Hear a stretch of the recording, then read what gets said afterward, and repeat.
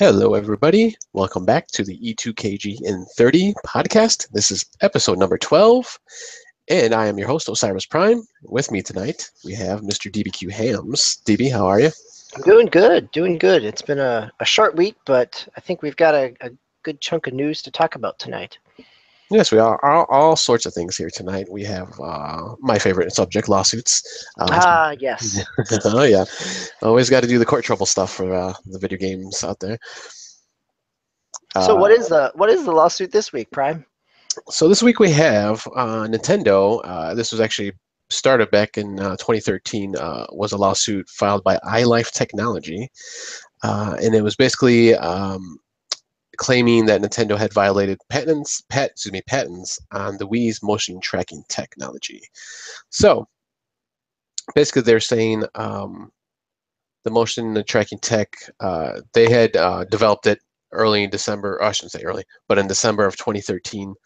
And it was basically supposed to help with some medical stuff, mostly for SIDS, so sudden infant death syndrome, and also elderly, like when they're having problems, like if they fall down or something. I guess it would like they didn't really specify, but I'm assuming like if they fell down or something, they would it would like set off an alarm or something. So they're basically saying that Nintendo took this technology. Obviously, they did their thing with it. It was obviously video games. It had nothing to do with medical or anything like that. But they took the technology and used it obviously on the Wii for their motion tracking, waggle, as a lot of people like to say.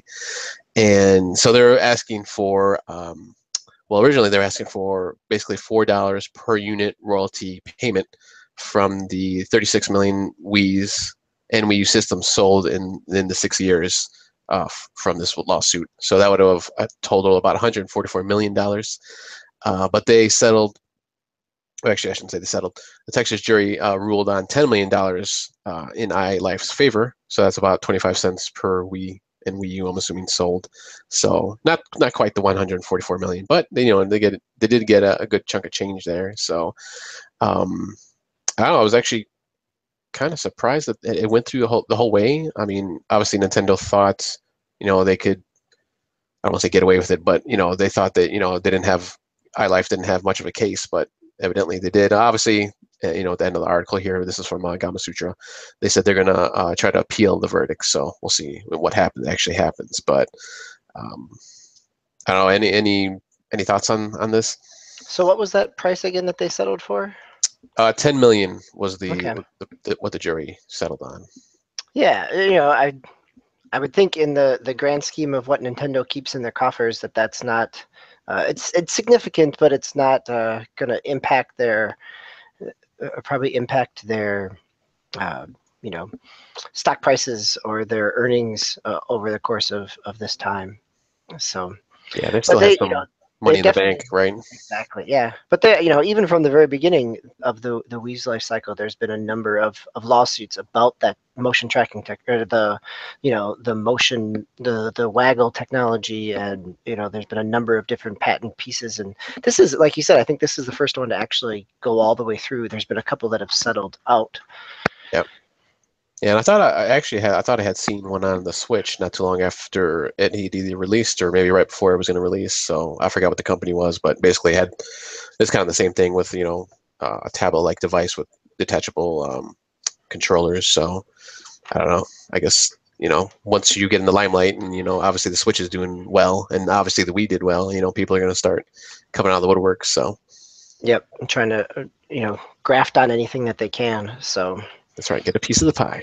That's right. Speaking of which, so people who want a piece of the pie are the Pokemon Company with Nintendo Switch. So this is more of, the headline reads a lot worse than the actual news story is, right? The headline on a number of different places is about the Pokemon's CEO that didn't believe that the Switch would be a success, or that didn't have faith in the Switch, or doubted the success of the Switch, whatever kind of clickbait headline you want to use. But really, the piece that the CEO talks about is, as he quotes a conversation with Bloomberg, is I told Nintendo that Switch wouldn't be a success before it went on sale because I thought in the age of smartphones no one would carry out a game console.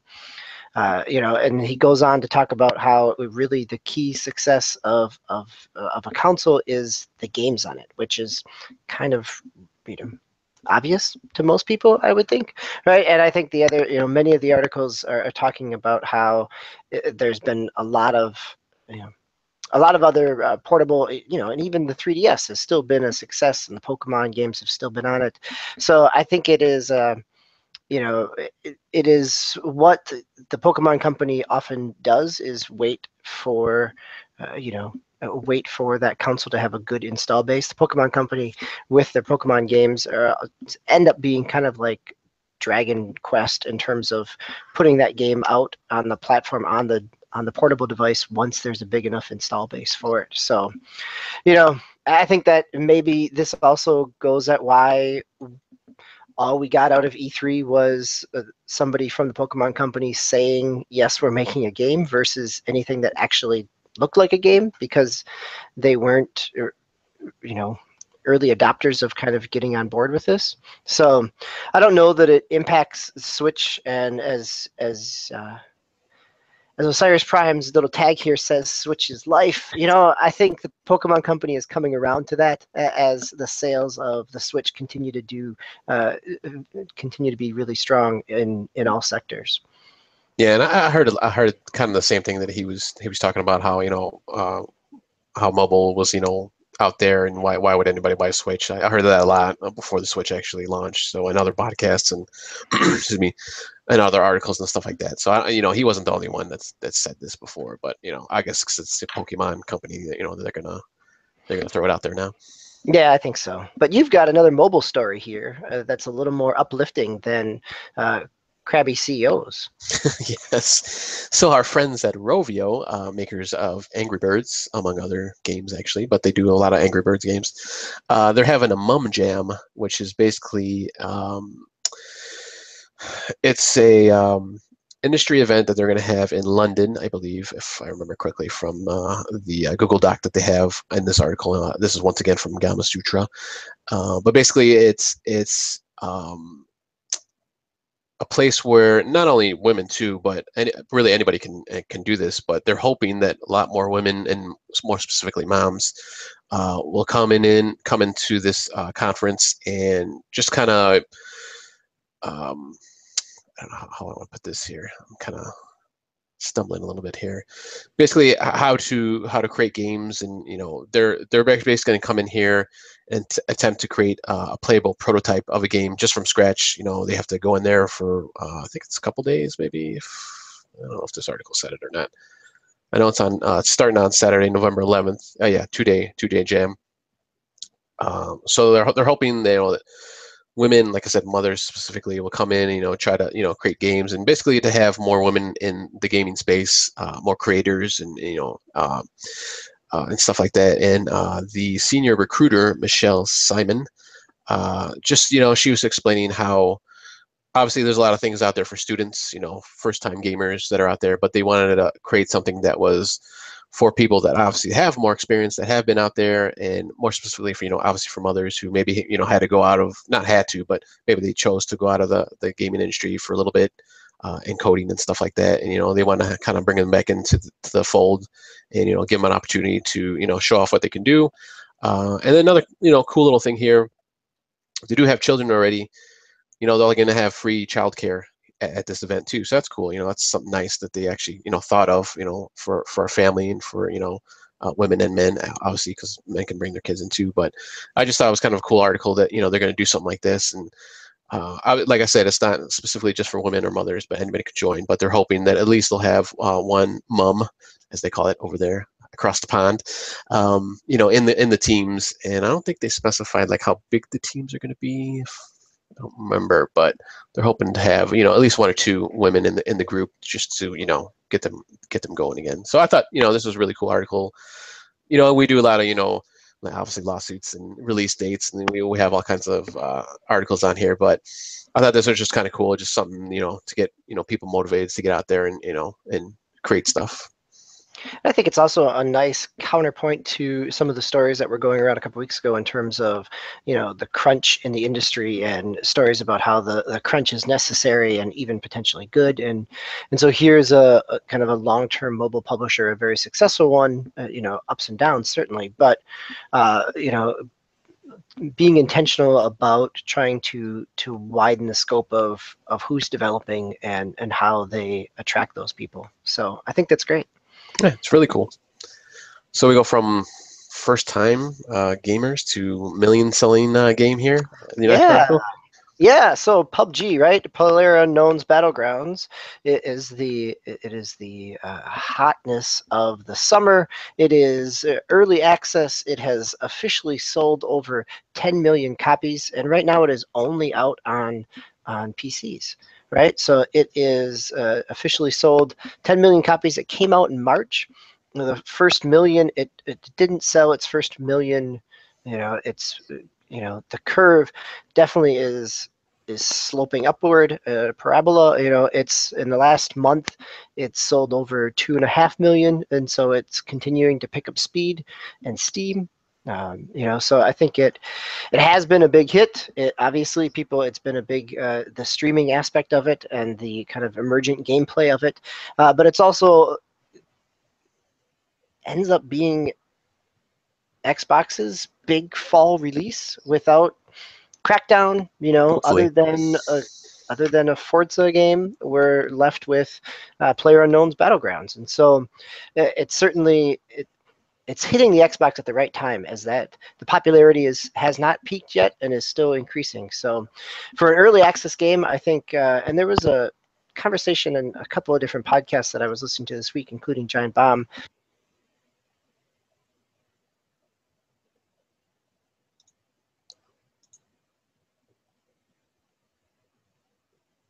Oh, What makes an early release, what makes an official release, and so I think that this only gives more credence to kind of the changing nature of game development as well. so looking at the chart here, what are the numbers they showing on the bottom and the left-hand side? Is the left-hand side the numbers units sold? So the left-hand side is, sales in the millions. Yep.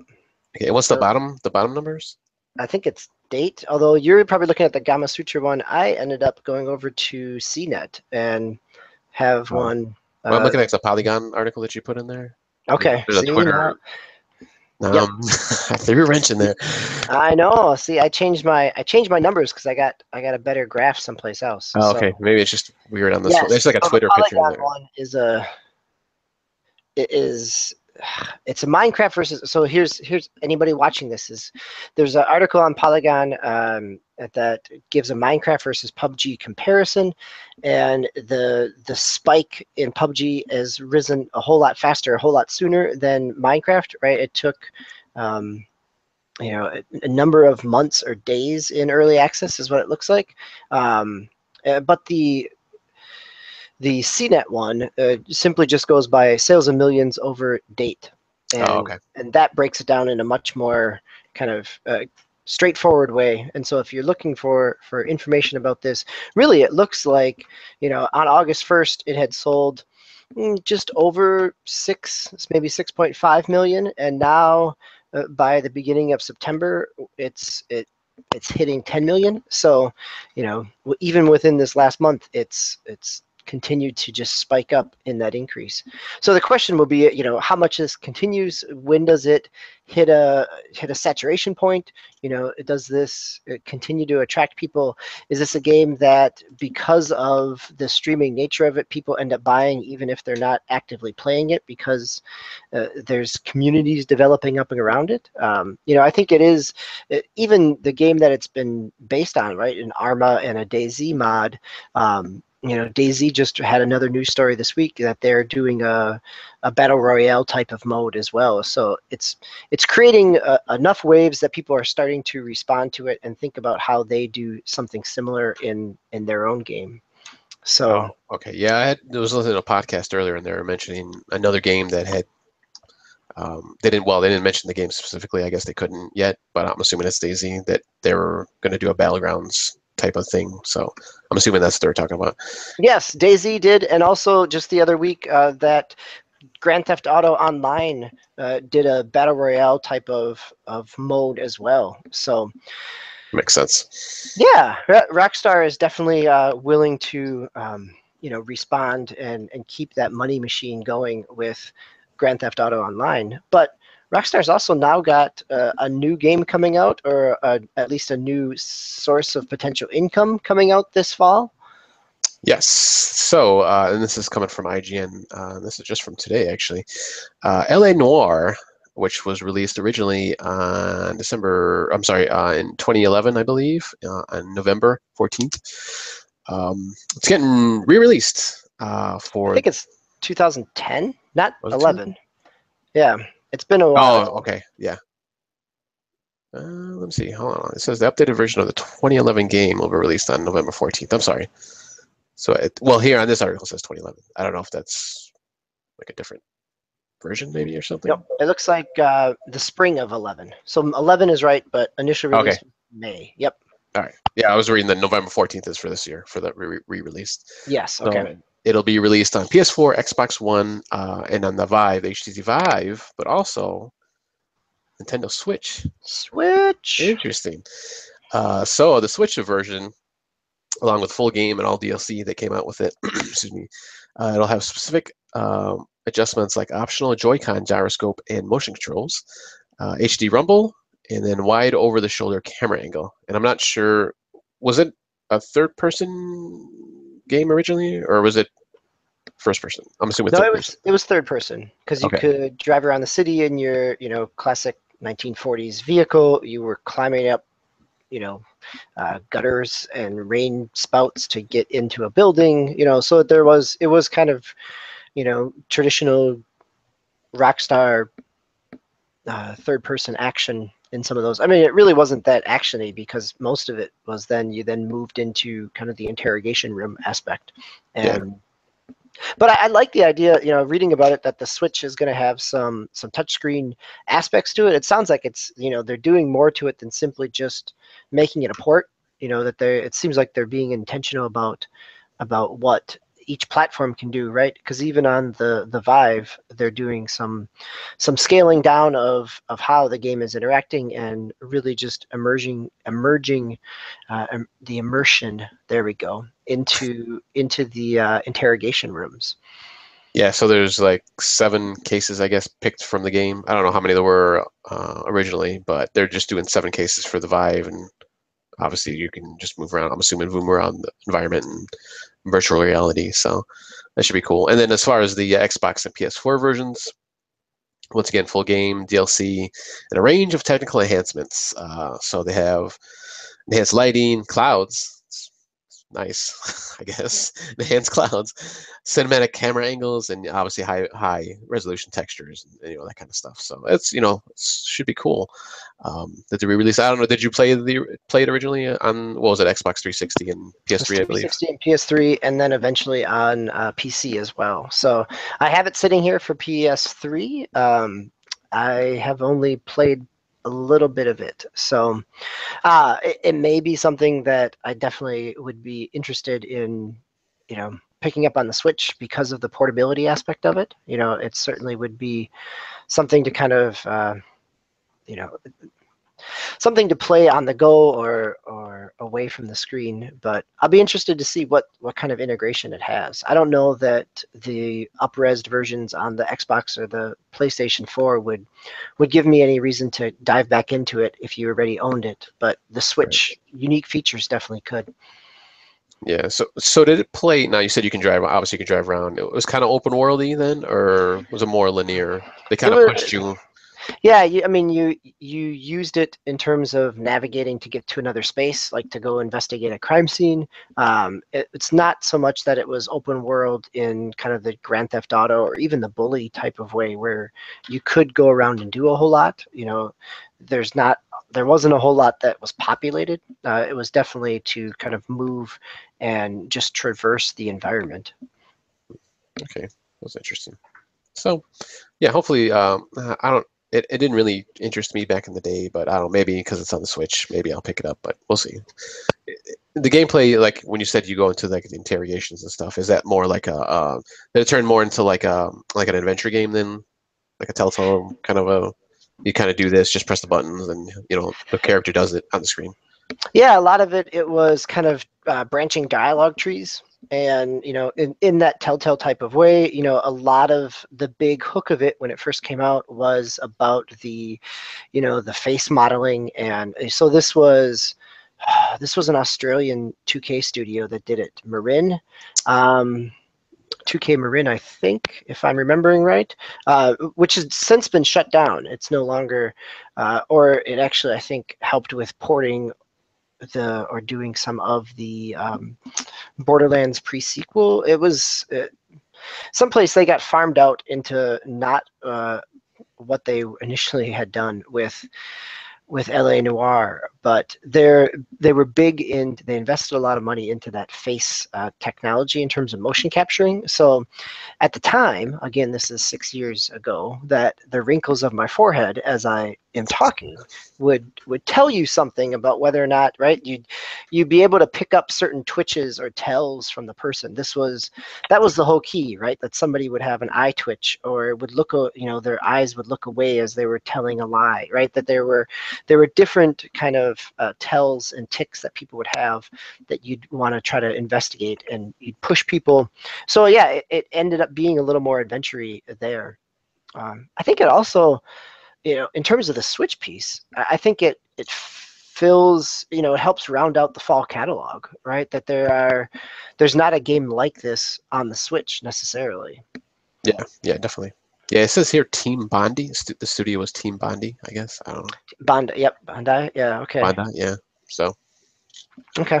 yeah, but I remember like after this had come out and just all the troubles, I guess that this, I don't know if it was this between the studio and Rockstar, or but just maybe within the team itself, there was a bunch of things that happened, I guess, suppose, allegedly. So Yeah, it's Sydney Bond. Yep, Team Bondi. Yep. yeah. All right. So you got a Blizzard article here. Yeah, so you may always lean toward your lawsuits, and I will lean into my esports as we bookend the show here, right? So this is again from today, and this I don't even know what to make of this, really. So this is Blizzard's opening up its own arena in Los Angeles.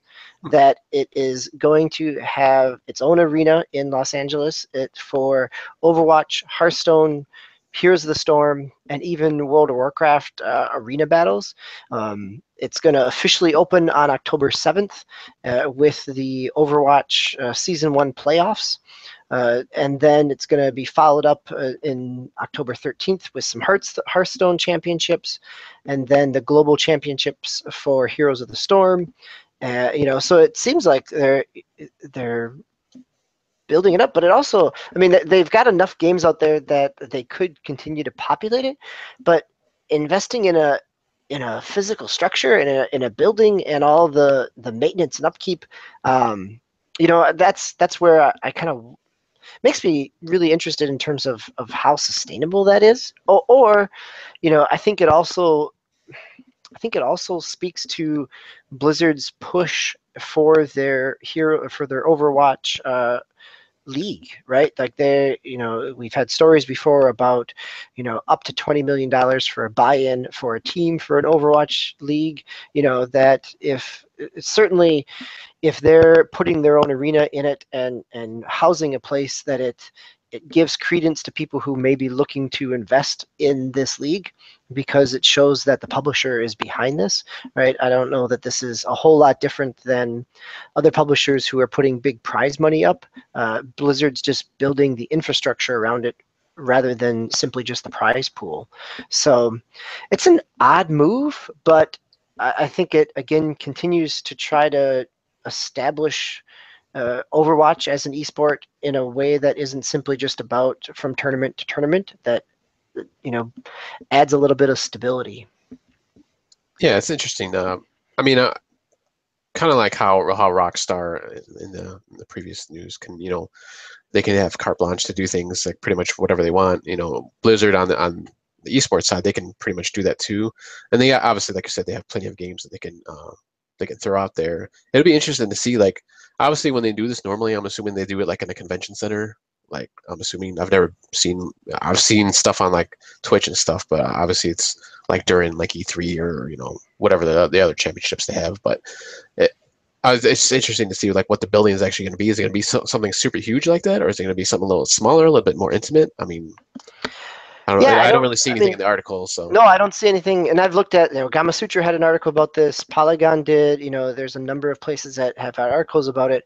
My assumption would be is that they are not building their own arena, right? That they must have purchased or renovated an existing space, right? Because the sheer cost of building a structure is huge. I think that, but what I don't see in any of these stories is what this arena was before, right? That there is the Polygon article does say the new arena will be located in Burbank at the Burbank studio. So, but it's possible if it's at the Burbank studios, maybe there is some existing structure that they've been renovating and expanding, but they're also going to be opening a retail store connected to it, with different, memorabilia and merchandise based on the games that are being there. So it'll be interesting to see if this sits open or if they end up kind of leasing it out. I think the other piece that I haven't seen in any of the articles is, again, Activision Blizzard is one company, right? So if Blizzard is doing this, then does it become a venue for Call of Duty championships and Call of Duty esports? Is it a built-in space for Destiny to play around in terms of hosting some esports events? That it has the potential, given the nature of who the company is, I think it has the potential to be stretched out into ways that maybe another publisher wouldn't be able to do, because the catalog is a little more diverse here than it would be for something like League of Legends or even Counter-Strike. yeah, at least they have a bunch of different games. Although, how would they do World of Warcraft? Do they have some kind of arena battle in that game that I don't know? Yeah, so there is a PvP area, instance. They're called arenas. So they're kind of basically team battles. And so I know that they did some like this at BlizzCon last year, right? So I'm sure that there's a team composition in terms of having how many DPS and how many healers or buffs and support classes, right? That how many hotkeys you can bind together at the same time, right? I do not know, but so yeah, I think that they're definitely trying to fill out that catalog, and I would think also the articles don't talk about it, right? But if StarCraft Remaster just came out, right? Do they lean back in and try to start hosting some StarCraft things again? Does it give them a venue for that? Yeah, the whole esports aspect is something that I continue to be interested in, because it's a new direction that this hobby of ours really is trying to feel its way through, and to be something more than just a tournament here or there, but to actually be something that has a season after season and some consistency. We're recording this on the kickoff of the NFL season, and again, to see how gaming can what it can do to become part of a larger culture of sports will be an interesting piece. Yeah, I was kind of surprised they didn't name StarCraft on here. I mean, I don't know if there was a reason for that, or if there's like another dedicated thing that they do for StarCraft, or I don't know. Yeah, I mean, although at this stage, I think a lot of their StarCraft stuff happens over in Korea, because that's where their biggest install base is. That's where their casters are. That's where that's been the establishment there. So, I don't know that they would want to move out of that because of just the sheer nature of the built-in audience there. Yeah, and I've said in the past, I'm not huge on watching, people play games, but I think kind of like just regular sports in general, like baseball, for instance. I don't really like to watch baseball on TV, but if I was actually there, it's a lot better. It's just more fun. It's more, the atmosphere and all that. And I think something like this, you go to the actual arena or a place where you can actually watch this, and you have the crowd, obviously is going wild, and I think it'd be a better experience than just sitting there watching it at home. So Yeah, yeah. Anything is more immersive when you're right there and can cheer along with things. Yep. yeah, cool. Well, I think that will wrap it up for tonight. I think we're just about to going to hit the half-hour mark. Yeah, keeping it right in. Nice show. Keeping us focused on our news here. That's right. Any last words before we get going here? Plugs? No, if you haven't watched the Tuesday show, I keep calling it the Monday show, but it's the Tuesday show. Zeus did talk about how they're going to be starting up a Defenders podcast and working through the Netflix series there. So as their other series, sci-fi, wraps up, that Zeus has been writing about comics and Marvel for a number of years in different venues, and so it'll be interesting to be able to pick his brain in terms of his perspective on some of those Marvel universe. Yeah, they do actually have that first episode up, so it's up there on the E2KG network. So there's that. Great. Anything for you, Prime? No, just watch Tuesday's show, just like you mentioned, enough to keep going. Our core show. We'll be back. We should be back this Tuesday, 8:15-ish Central Time, with the core show, where we do our news, we do our topic of the week and our playlists for the past week, and then just watch the Defenders show. I'm not sure. I don't know when that is. Probably Wednesday, since that's when Dark Matters was, the Dark Matters fan cast. So I would think it would be Wednesday too for Defenders, now that that's over and done, unfortunately forever, since I guess the season 2 hasn't been renewed. So they'll jump on to the Defenders and then come back next week on Thursday, of course, for our new show, E2KGn30, where we have episode number 13. So, which I don't remember who's scheduled for next week, but we like to rotate out people, just to give people a break and kind of keep it fresh. So yep, we keep the voices rotating on you, so you can always count on a Tuesday and a Thursday show, and you're going to need to show up to find out who's there each time. So it's good to talk with you again, Prime. Thanks for tonight. Yes, you too. So with that, we will call it a night.